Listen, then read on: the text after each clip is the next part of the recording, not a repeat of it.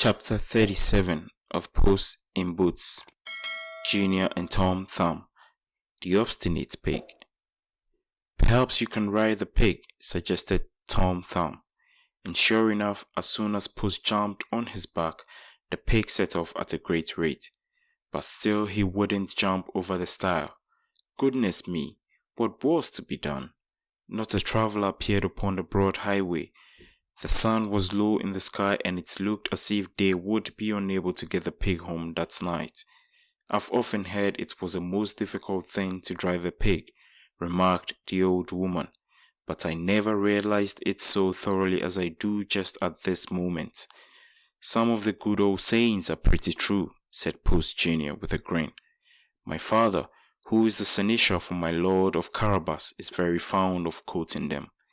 A merry little brook ran under the bridge that spanned the highway, and as Puss looked over the railing at the sparkling water, he spied a trout swimming about.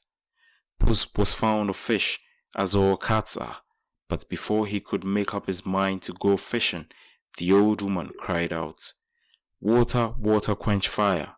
Fire won't burn stick, stick won't beat dog, dog won't bite pig, piggy won't get over the stile, and I shan't get home tonight." But the water would not. It was just as disobliging as all the others, so of course there was nothing left to do but try again. In the meadow stood a great ox. The sweet clover waved about his feet, and the grass wrinkled and crinkled in the afternoon breeze. "Come along," said the old woman to Puss Jr., climbing over the fence and walking up to the ox, who seemed quite disgusted at being disturbed. He looked first at her and then at Puss Jr.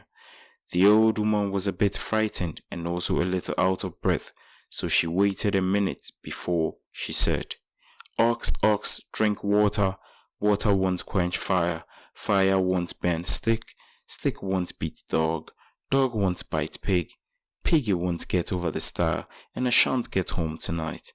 But the great big ox said he wasn't the least bit thirsty.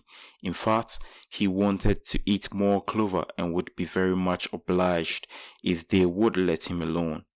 And he angrily tossed his head, so the old woman beat a hasty retreat, taking Puss by the paw and climbing over the fence as fast as possible.